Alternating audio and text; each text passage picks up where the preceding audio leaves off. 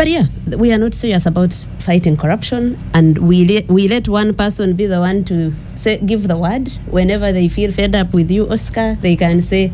But if they are not, they will tell every agency and institution that is there to fight corruption, leave my people, they are corrupt by mistake, and that can't be serious. We can't take ourselves as serious as a country in fighting the endemic of corruption, which has led to where we are. We want to discuss a planned march by Gen Z here, who think that they have failed to get any other avenues of these issues being addressed, who see that you have a plethora of institutions to fight corruption that we spend money on that don't do anything because you do not let them. And every day, instead, you think that you are going to resolve that by creating more and more. So, Benjamin Katana, NUP, was granted permission. Was the permission actually granted to restart the tours? Well, I think that is the starting point is that ideally police should have no business granting or denying permission to political parties or citizens to conduct legitimate and constitutionally guaranteed activities. But the history in this country under the NRM has been that political activities are largely censored, that organizing a rally or a meeting attracts unnecessary attention from the security agencies that have, in one way or the other, become part of the political establishment that NRM is. But to answer your question directly, yes, we have had run-ins with police and other security agencies regarding conduct of political rallies and activities, like other opposition organizations and people that do not necessarily belong to the NRM in this country. So sometime last year, we were conducting a mobilization tour across the country. And we received a directive from the then Deputy Inspector General of Police, General Kathigazi, stopping us from conducting our activities. And then there was back and forth. Then some time early this year, we resumed. Then again, we received communication from police that you cannot continue conducting your activities. And so we have had a number of meetings, 2 so far. And yes, we resumed our activities. The whole of last week we were in Western Uganda. And we hope that we will not be receiving any communication from police anytime soon, stopping us from conducting activities that are legitimate and constitutional. But even when we were able to move out there, we were frustrated in many ways. In Obundubujo, the police could not even allow us to access the radio station that had been paid for. And you have, so they don't even allow you to reach, they want you to conduct business from a place that is hard to access by the population in terms of distance from the trading centers. But wouldn't that make sense? To be away, say, from business areas and all, so that you have better concentration, perhaps, and less disruption. It should be reasonable, because if you're going to be ordered to hold your activity 40 kilometers away from the urban centers, it means that there's a very big population that you're not going to get an opportunity to address. And not everyone... 40 kilometers is far. Not everyone can afford the transport to move from that place to another. But in all this is the deliberate effort by the police and other security agencies who have been consumed and drafted into the partisan politics as active participants on the side of NRM to frustrate the opposition from organizing activities that are legitimate and protected under the law. And it also happens that a number of radio stations, for example, that ordinarily even because they have already accepted payment and bookings for airtime, then they receive calls from the RDC, from the DPC, ordering them not to host us on talk shows. So it goes a long way to show the determination of the NRM establishment to keep the opposition away from the population, so that you do not have an opportunity to present your agenda, that you do not have an opportunity to mobilize the population and carry out civic activities that are protected under the law, because the intention is to make sure that you don't grow. Yeah. And Ona, it is unsurprising that Kolo is not available to them. Indeed. But first of all, I would like to, from my political retirement perspective, I look at the happenings with a lot of bemusement, a lot of deja vu. NUP, better known to most people as People Power, can be commended or should be commended for the resilience it has showed, especially after its somehow spectacular performance in the Central Region in the last election, especially at parliamentary level. But I think it's running its course, unfortunately, like many other opposition groups, because the path is working, was trodden by Ssemujju and others under the FDC. And NUP came with the mantra of removing a dictator. But of course, the NRM's stated public position is to have no opposition. And as Mr. Katana says, the NRM is also the state. It has never stopped being so since 1986. So I don't see much more they can do that FDC did not do. So what the police is doing with the NUP, in my view, is basically a classic cat and mouse game. The NUP is trapped as a typical mouse, but it's allowed once in a while to appear like it's going to run away, and then it's clawed back in time. So I really, they have my sympathies, but that is the game. That's the game. So I don't know how far by the next election, how far they will have gone. I expect that there will be a lot of reversals in the party's fortunes in the Central Region, because I believe the NRM was caught off guard.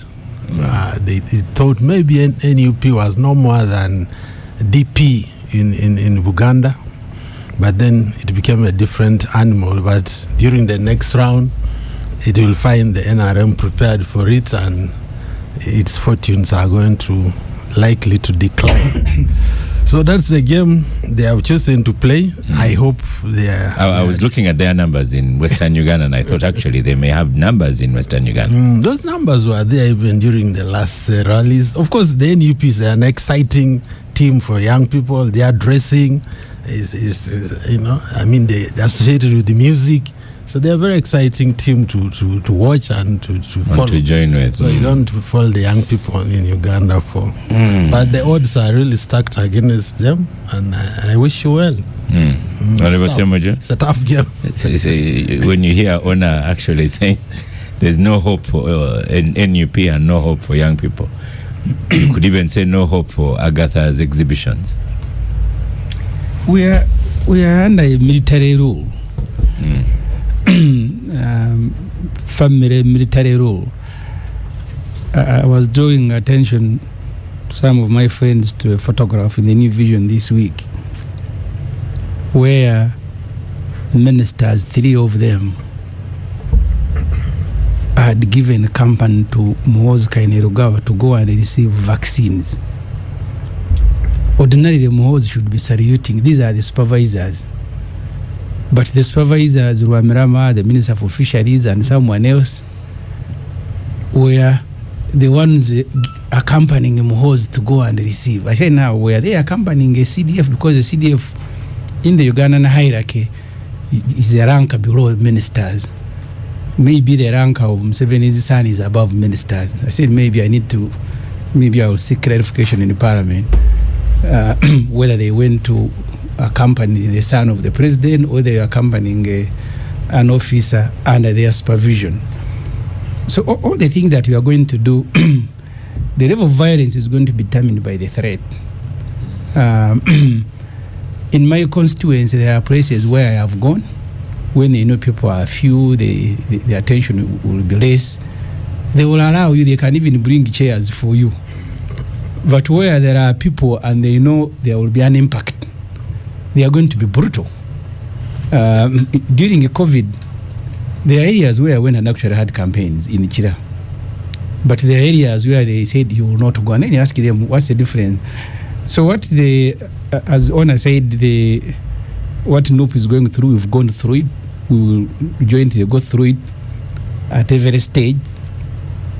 I don't think Mr. Museveni wants competition.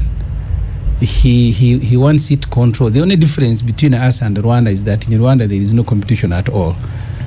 But Museveni here will allow, for many reasons, if you want to continue borrowing money, if you want, so you can. They can give you, but the conditions are different. The conditions are different because even Somalia has money, but you receive it under different conditions. So they will allow you to go and have a rally once in a while if they think it will be good PR for them. If it is not, or if they judge that the threat is one that they cannot tolerate, they will create reasons. I asked policemen when they came to arrest me in Kasokoso. They were in their hundreds, and they said, "You did not inform us." I said, "Then how comes you are here?" Because you have said I did not inform you, but you are here. All the vehicles, every tear gas, everything is here, but you are saying you are not informed. So then how did you know? So and you ask people, the order is not theirs. Some of them are intelligent. They really look embarrassed, but. That's all you have to go through, and I take the point from Ona seriously that NRM, as Mr. Museveni has said, he will have no opposition. He can create his, maybe the way it is done in China and Rwanda. He can create his own opposition. If you create yourself, he will keep beating at you. Yeah. You know, our Joseph Otieno has invited you to UPC. I don't know when you are going to honor his invitation. One of these days he'll be back here and give you a Otieno is my friend, but he belongs actually to another UPC. There are 2 or 3. He's not in the mainstream UPC of Akena. He has his. NUP won't go to Kolo. You've seen that notice. Were you surprised? No, you asked us here last weekend, and we all said no. You all laughed. Or who was trying to, I don't know what he was trying to do, because sometimes these days he says the truth about government and you get shocked. I saw his response to Nakalema on Twitter yesterday, saying that what Nakalema was saying was hogwash. I also saw his response to the letter of police to those Gen Zs. And I said, okay, there's a transformation happening. But on the issue of Kololo, he's the only one who said that they have allowed FDC before. The day they allowed us to go to Kololo, when the leaders passed, they closed the roads. In fact, we arrived at Kolo, myself, Dr. Besji and Lukwago. We about 100 people. They sealed off the roads at Africana, the side of Game and everywhere. They had to protect you.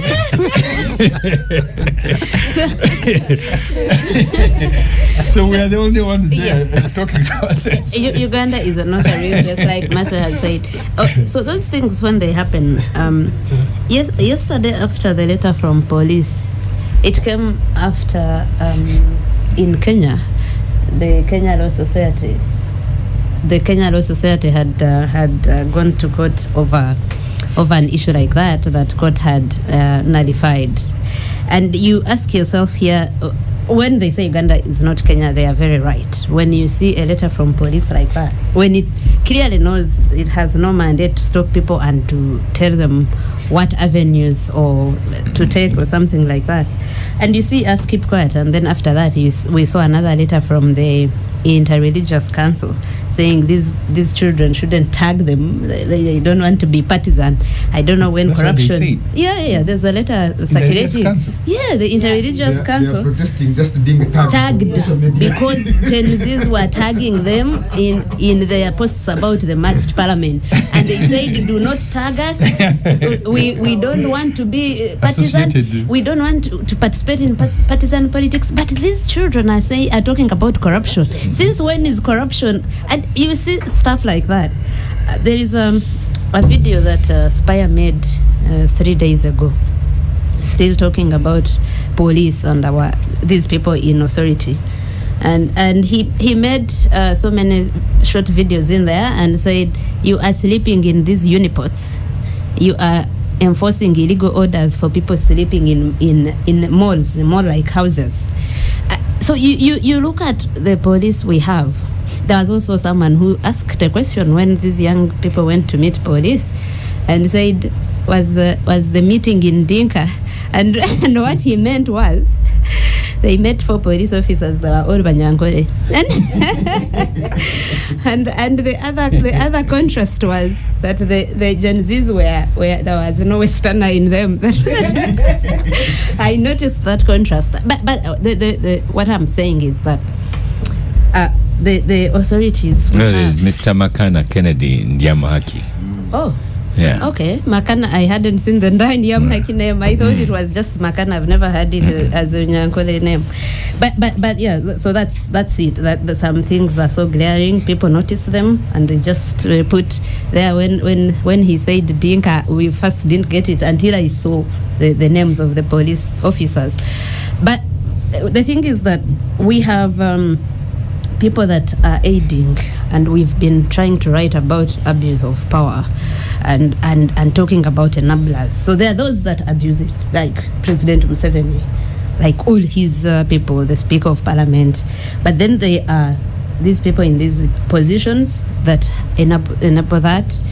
The state, the prosecutors that prosecute people for criticizing leaders, the judges and magistrates. There's one in Brora's case who has been adjourning it for one film series on after the other. This yesterday he didn't even show up, and I think we should profile them, we should write to them, we should do those kinds of videos like the one that Spire did, and say that, it's, first of all, what you're doing is illegal, but also you are really not benefiting from that. Your children will not benefit from that. This country will not benefit from that. When we are saying the things we say, and we are called fighters or people who are attacking others, we are, being personal and attack. This becomes personal. I don't know why people don't get it. It becomes personal when you know that people are dying in hospitals because they cannot. Why wouldn't it be personal? When you know that tomorrow our children will not have any schools to go to, when you see how schools are run in this country and a kindergarten child pays 2 million, with no one regulating it, with ministers Minister of Education running schools, so they have no need, they don't feel any need to regulate because school fees, because it will affect them. We also, what happened during COVID, when people would die in hospitals and the hospitals retain bodies because of those very exorbitant, outrageous charges that were there. If we had those basic services provided by our government, it wouldn't be like that. So you see people who do not see that and take you, who is trying to say this is wrong, as the one who is being antagonistic and personal and whatever. And I think we need to get more and more people to stand up against this abuse, these people that are abusing power. They have no power whatsoever to stop anyone from using these resources like Kololo. It's public. When you talk about these rallies, the nationwide tours that they have allowed again, I don't know if we all remember the words of Felix Kulaije during those rallies. Benjamin, remind me what he said about the bombs, that there was some terrorist, whatever comment he made, and he said, if they die from this, we will not be held accountable. But they had been ensuring that MK Muhoozi's birthday parties and rallies were happening safely. Mercy, will NUP return to Arua? There are some not so good memories there. Yeah, I think since those memories, they have been returning to Arua, and for some reason, I do not know. Well, I know, I'll not pretend I don't know. Actually, in West Nile, when opposition comes, police do not, they do not stop. They do not dare do anything. They just allow things to happen, and they move because and it passes quickly. The power of the people can defeat the power of the gun in certain contexts. So they don't try that very much in West Nile. But I'm not surprised that they have allowed NUP to go over its planned activities. I want to believe that it's just part of the, for lack of a better word, participatory flavor. Just trying to flavor this electoral process, having some bit of flavor because we have allowed opposition to do its thing. But as we know, and as history has documented very well, that this can quite easily change.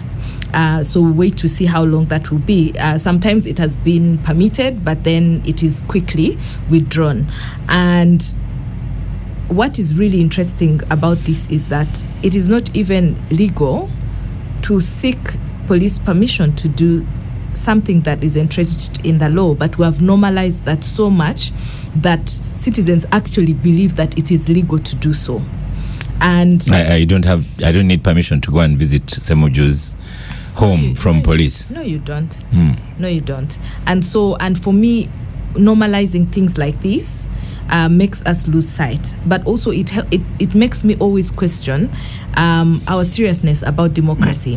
I think what we see as democracy in our context is just pseudo-democracy, because we don't want all of it.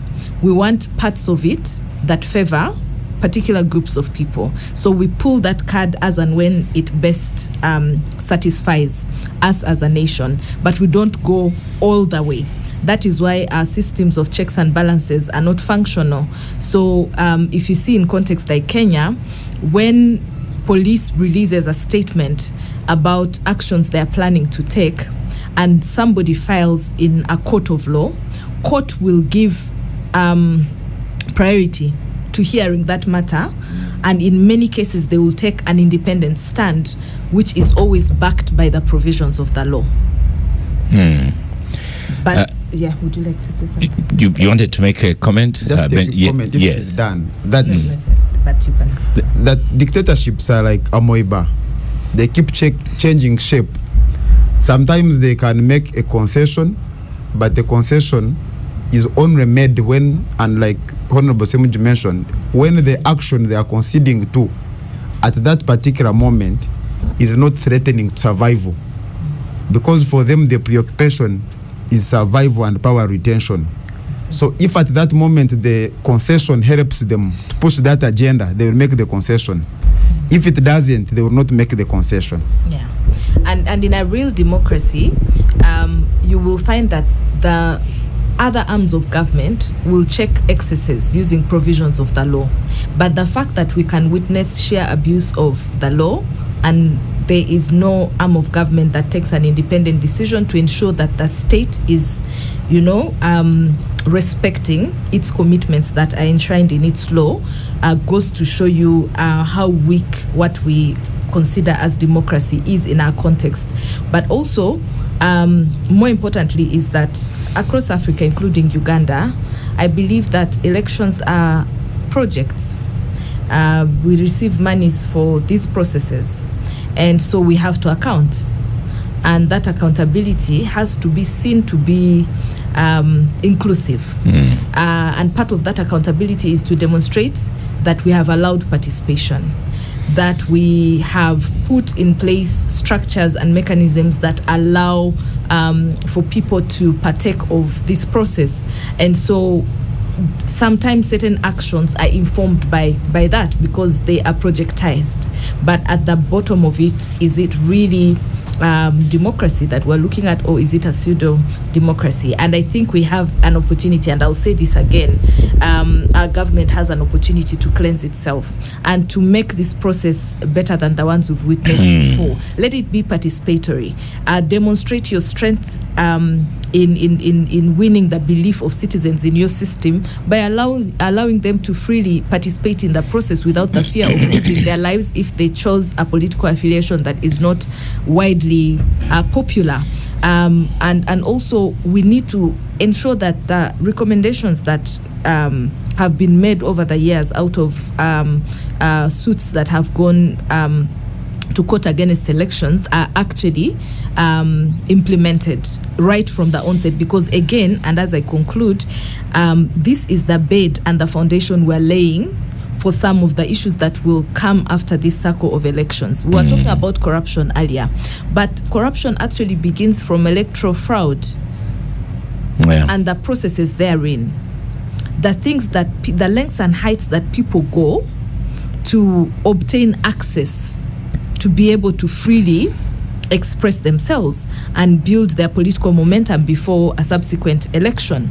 And so once we start the process the way we have always known, then the children of this process will be manifested in the next 5 years as the scandals we're seeing today, because many politicians get into some of these scandals to pay back for some of the fraudulent actions that happen pre-election. And so let government's decisions be consistent across the spectrum with regards to what they call democracy and which is enshrined in the law. Thank you, Mercy. Dr. Mumuza, Agatha talks about us teachers and schools. You are in a public school, me I'm in a private school, but you are the one with the Gen Z people. So if we transition to that topic, you concluding on the NUP tours, and then on to, I'm seeing a letter here by police writing to 4 people, telling them that the walk will not be allowed, the petition to Parliament. But do you see NUP coming to Bunyoro? Well, it's part of Uganda, so and there are voters there, so I'm very sure they are interested in that part as well, even for many other reasons. But also learning from NUP, they were stopped and then later on they were allowed. So the Gen Zs also need to know that this letter of the police stopping them, they should continue engaging the police. Eventually, whatever reason the police has may change, because police has given its reasons. They may be factual or not, that's not our detail. But eventually the conversations between the Gen Zs and the police should continue. They will eventually be let to go. But the beauty I have Carl here saying Oscar Kolo is under renovation. The road has been dug up. And it says maybe Ssemujju needs a room at State House since he can't talk about anything without involving Museveni and his family. That he will respond to. But I think for me the main thing is, and this week we had a very good discussion at Makerere University Business School with the scholars and the Professor Nwagaba and others on what actually is the problem. You don't want to discuss symptoms. That's why you go to a doctor, you have a high temperature, they will get your sample and send to the lab. They want to rule out and rule in certain things. So when you look at all of this, what exactly is the problem? And underneath is going to be an economic problem. You already have statistics that came out of the Bureau that 73% of Ugandans are literally below the age of 30. But of those, 50.5 are below age 17. These are literally dependents. They are not working, but they need education, they need health, they need accommodation, they need food. So the socio-economic pressure on these youth, and remember some of the Gen Zs you're talking about are the 18 to 30 who are looking after these younger ones, because their parents were not lucky enough to make money and take care of the younger ones. So some of these people are looking after their siblings. So at the end of the day, you get into an economic problem. And how do you solve this? And this is not going to be solved by police. It's not going to be solved by saying, guys, sit down. A hungry person will still rise up because they are hungry. Until you feed them or you give them an opportunity to eat, you're still going to have that problem. Now you go back and look at the salary structure in Uganda, really. This week I was shocked to find that one of the people close to me that I know earns 130,000 a month. Now even if you have to go to Kasokoso to look for rent of less than 130, and that is your entire salary, you haven't eaten, you also have a child to take to school. With the current condition of government health facilities, you must look for health. You begin to see where it is coming from. The police have just received an increment of 17%. I'm talking about the bottom of the pyramid. From literally 375 to 140. What can that do? This police office also has a family, has relatives, has aspirations. So he may not, by nature of their work, join the Gen Zs, but in his heart of hearts, they all share the same common problem. So like we were discussing with IGAD one time, I learned one great thing on disasters and some of these hardships in the region. Don't begin to ask who is lighting the matchstick to burn the grass. First of all, ask two questions. Who brought the dry grass here? Or how did the grass dry? How did the grass dry? Because until you go back and rejuvenate the grass, all these animals are going to migrate. And if they have to walk through your compound, you certainly are not going to remain with your crops, with your house, even yourself. You know the great migration of the wild beasts in Kenya. So we need to get back to the fundamentals and say, the Gen Zs, whether we discuss democracy, whether we discuss they should come and demonstrate, and that's not going to solve the underlying socio-economic problem. That Uganda has a problem like where we began with the cooperatives. They died because of economic hardships. These young people are not going to allow to join the cooperatives, and then their ghosts to begin being resurrected to be compensated in 2040. They have to make sure they live to see the day, as they are saying, survival is for all of us. So can we have serious economic conversations on the nature of policies, the nature of budgeting, the nature of planning, the nature of corruption?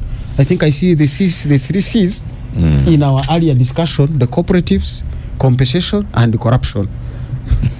They are all there. And grade C in rating of for us teachers is not a good grade.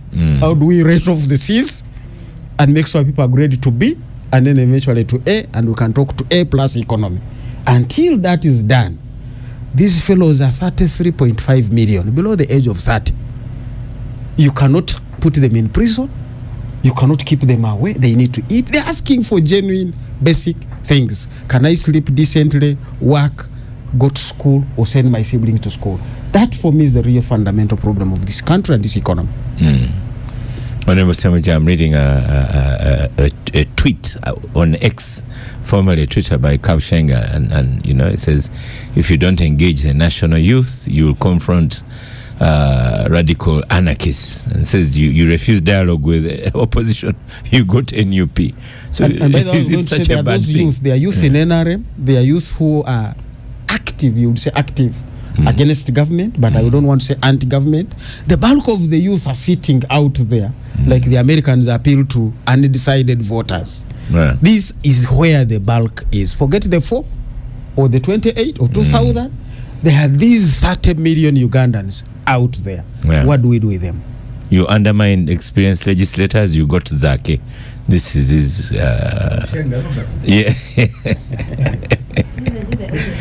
you ask for sleeping MPs who wake up to vote. Now we have a house of thieves.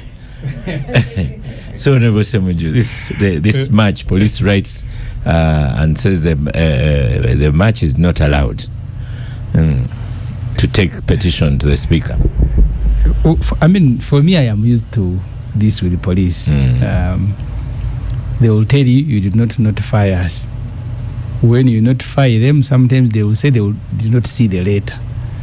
If they see it, then they will give reasons like they have given. Because they decide. But even if you don't notify, you made me laugh. They turn up anyway. In Kasokoso, they came at 5 in the morning. The meeting was supposed to start at 10. And then I arrive at 9. They tell me they are not aware because I did not inform them. But this is not their decision. We go back to NOB. I keep referring to an incident. I don't remember which year it was. They disconnected water and electricity in police barracks the motivation was that they wanted non-policemen to go away. Especially after the vote. I don't remember which voting it was. So when they disconnected water and electricity, the wives mainly staged a demonstration. Their husbands fired tear gas at them around Rugogo. Policemen firing tear gas at their... What did you call that? Domestic violence. Firing tear gas at their wives who are protesting because they had been disconnected. So sometimes when I am addressing political meetings, I extend sympathy to policemen who accepted to work under these conditions, that you will be made to fire tear gas at your own family. Because you see, you get arrested. One time I was taken at Ginger Road. I was with Wafura. And then they say, you see, you guys, they deployed us for the last 3 days. They were not even bringing lunch. So you were at a police station detained, and you were the one buying lunch for policemen. There is a guy who had been arrested, this young woman who defrauded the Mzungu. The husband had been at a Ginger, Bad Black. The boyfriend had been there. He came with lots of blankets. So the other inmates I found, they told me most of the blankets were taken by policemen because they detained me at least a day there. So I was telling policemen in Kasokoso and soldiers, we are in this together. So we are all slaves. So if they can make you Oscar to fire tear gas at your own family, and then in the evening either you carry a gun or you take the gun to the armory and return home, I don't know how you're going to be received. So the people who are coming to Parliament, I think as they said, I'm told, I haven't seen their response, their responsibility in the law is to inform police. That's where it stops. In the old Police Act, before the Public Order Management came, there was a requirement for them to issue permission, and it was taken to court, and court saying, no, you have no business issuing permission. Your role actually is to facilitate. And in the case, because for a demonstration, they're going to ask you for a rally, for a venue, a receipt. But walking to Parliament, you don't need the receipt. So nobody should give you a receipt that you are going to Parliament. So really, I want to encourage the young people to continue, because even us, you want to go and do a rally, they tell you either the venue is not appropriate, because they're implementing someone else's decision. If he says you go, they will say you go now. They will even escort you. If he says don't go, you will not go. As they were abandoning me in that pickup in Kasoko, so I had, especially UPDF, they were choosing me. You want to bring Kenya here, because for them they were standing there. They were not participating, but they were talking. You want to bring, so you can say they have charged them that people want to bring Kenya here. So that's what they must fight. So I think in every meeting now, they see a Kenya in it, because the conditions are the same. Population that is poor, a population that is... Kenya never saw Sudan coming to their way. until he did. So I know they will face the same things that we face. Honor? Look, I think the bigger question is, can Kenya happen in Uganda? And I like to say it can't, because Ugandans in general have suffered a lot of abuse by government since independence. And along the way, many of them are, in my view, exhibiting the equivalent of withdrawal symptoms. So the challenge for the young people who may want to ignite something in Kampala is their countrywide courage or appetite to do the same, which I've seen in Kenya. And I don't think there is, because precisely over the years, Ugandans have learned not to expect from government. Even these acts of corruption which the elite are getting away with, and some of the wananchi may cheer them, is because of there is no belief strongly that these are our resources, because government has never, especially since the 70s, really given people that sense that it's there to give them and to satisfy their needs. So the best you can hope for from government is to be left alone. If you can go to sleep and there is no chaos, either due to some, for us in terms of cattle rustling in many parts of the country, some rebellion, and people have resigned to that level of satisfaction, in quotes. So I'm really worried that the young people who have the consciousness based on social media are not being empowered by the rest of the country to really go ahead and we shall join you. And if that is not going to happen, then we might have to be Uganda and let Kenya be Kenya. Benjamin Katana. Unfortunately, Kenya can't be Kenya without affecting Uganda. Our goods go through there. Yeah. I think first of all is for the citizens to realize that pronouncements like that one from the police are normally what is expected in repressive systems. But to change that, the citizens do not have to comply necessarily. So my appeal is that the citizens must continue to challenge the attempt by any agency that is being used to frustrate the actions of citizens that are legitimate. But number two, and to depart from the opinion of my neighbor here, I think normally events that alter the course of history are many times unanticipated. Even in Uganda here, if you use the example of the NRA people, they did not go as 1,000 people to start what eventually led to the collapse of a government.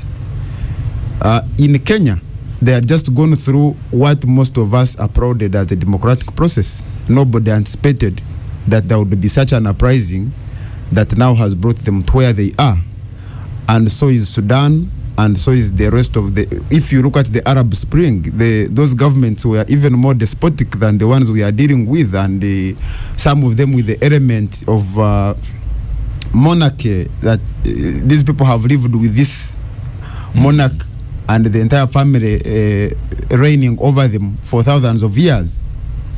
But like I mentioned at the beginning, the events that alter the course of history normally are unanticipated. But also for citizens to know that the freedom, liberty, inclusion is never given as a gift. Most of the what we now call Bill of Rights and things of that nature, even where we copied or learned them from the British until 1688, the glorious revolution, the monarchy reigned as it wished, and the wishes of the monarchy were the rule of the day. But because people rose up and challenged that, they are where they are. And Kabshenga's comment on not refusing dialogue with opposition, and now you ended up with NUP. So well, that is his opinion, and the bastardization of NUP. Pardon? Isn't NUP opposition? The bastardization, maybe to mention that the bastardization of NUP is the bastardization that FDC received, the bastardization that every opposition group in Uganda has received. So for me, that opinion coming from NRA being bandits. Yes, coming from that gentleman, I don't think it even deserves my response. But the bigger message to the population is that letter from police, first of all, is a form of intimidation to tell the people that this is a roadblock that you can't go beyond. But freedom is not achieved through listening and complying with illegitimate and unlawful orders from representatives of a system that is repressive. Mercy. The people are writing about you on Twitter, on X, formerly Twitter, and getting good mentions. And already I've had a definition here of corporate corruption from Ochom, who is delighted to share the Transparency International's publication of political corruption. So listeners, go on X and catch up. There's a lot of people listening and posting very, very quickly. So this Gen Z, I guess you'd seen a response from police already. Yes. And Agatha says they have also responded. Probably I haven't seen the response. Yeah. So how will it end? Will they follow police and continue dialogue, as Dr. Mumuza says? Not at all. No. Not at all. I've not seen a fearless group, and I've been privy to most of their organizing. Organizing in the sense that, raising consciousness before action, helping people understand the issue, especially the issue of corruption. What is interesting for me is that they are focusing on the issue, which is corruption. They are not about party. They are not discussing anything else.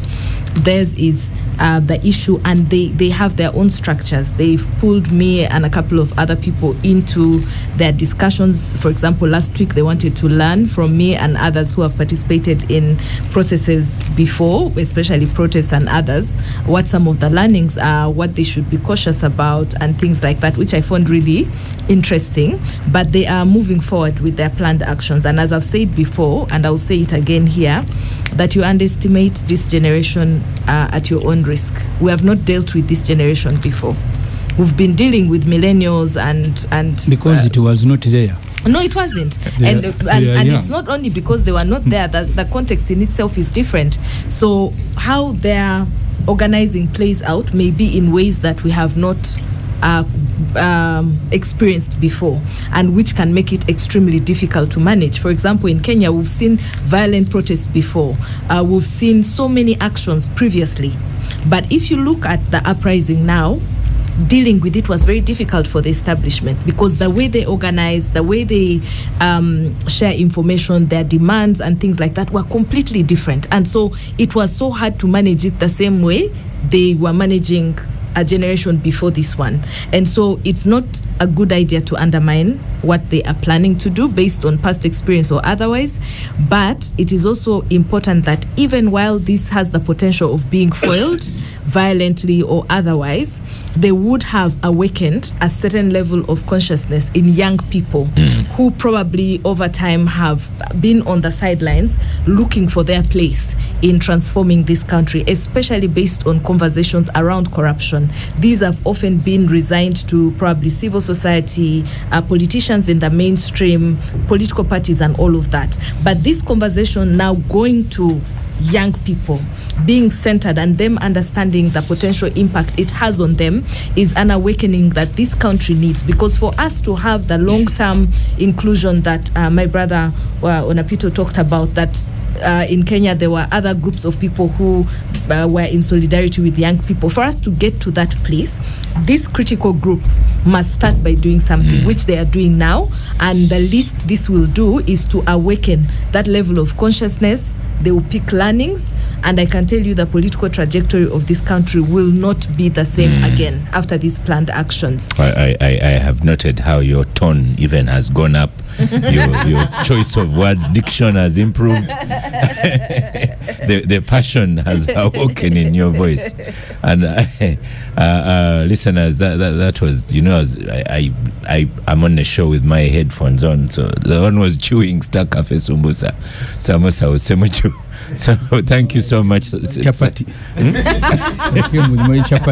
Is there something we need to know? No. That was Star Cafe Samosa. So well done, Honorable Ssemujju. Thank you so much, Star Cafe. So Agatha, last comments on this. This they want to go to Parliament, and I should tell you, Honorable Sarah Pendi was also joining. Saying on X, formerly Twitter, the president recently called on citizens to join in the fight against corruption.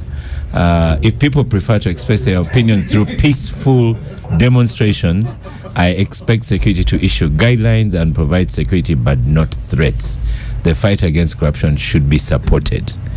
So even people aligned with NRM perhaps support these things. Quick one. Pardon? The beauty of Uganda is that before the young people go to Parliament, we might see them in State House first.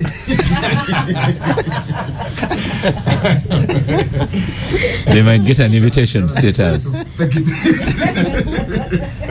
I don't know what he meant by that, but I'll inform you that they are already being convinced that someone wants to take them to meet the president, so there's no need for marching. But Oscar, I don't know why we have normalized illegal things in this country to continue happening. So like I said, the law is just saying inform police about your whatever procession or assembly, but police thinks that even with 2 cases that have been decided saying you have no right to prohibit, and that was in the case that Honorable Ssemujju was talking about by Mwanga Chivumbi, where Section 32 of the Police Act was nullified because it was in essence saying that they should issue a permission.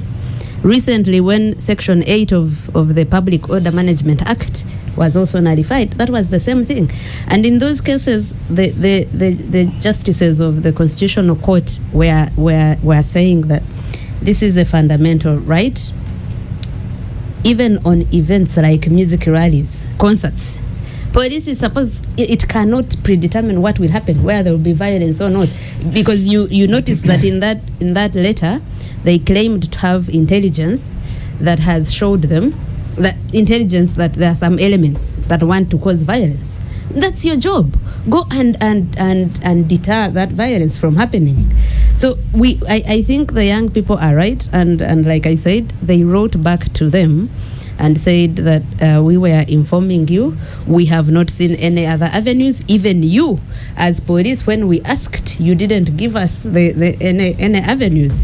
I have seen now they are saying on X again that one of the representatives of police who is on Next Radio for a show is lying that they were not informed about the date. The date is in the letter. Is all sorts of actually Agatha, the first response from police was that we have not been informed, and then they released the letter which showed that indeed they had even received communication from the group that is organizing. Yeah. So they are saying you didn't tell us where you are going to meet. What do you care? We don't know the people that even want to march. For us, everyone will join from wherever their home is and join the march. Now, so they are marching to take a letter to the speaker. Basically, that's it. It's a protest. It's a protest. They want to. I don't know. The letter must have come in later.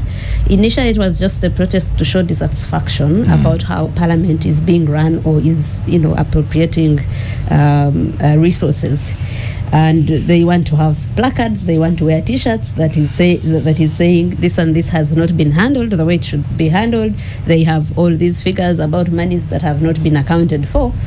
And initially that's what it was supposed to be, to protest how things are being run. I don't know if later they thought we want to take a petition to the speaker or to speak to her or the members of parliament. For that matter. So Agatha, you are having last word on the Capital Gang. What is it? Or should I ask? Oh no, the last word. Because sometimes when you have your last word, I encourage everyone to march to Parliament. I am happy that even like you said, NRM stalwarts are saying, like and Saro Pendi are saying that they should allow people who are helping. We are essentially helping President Museveni fight corruption. That's what he says he wants to fight. Yeah, you are helping President Museveni. Yeah, he says he wants to fight corruption. It has become endemic. It has become. You're not fighting him. It has become a cancer. So both him and the IGG, they have asked us to join. So we are helping them.